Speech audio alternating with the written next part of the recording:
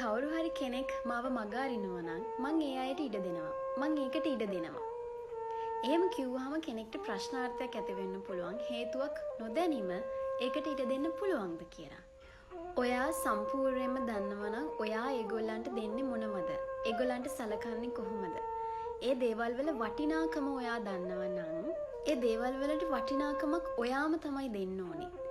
ඒ දේවල් ඒගොල්ලන්ට ලබා ගන්න බැරි නම්, ඒ දේවල් එක්ක ඒගොල්ලන්ට ජීවත් වෙන්න බැරි නම්, ඒක ඒගොල්ලන්ගේ නොලැබීම.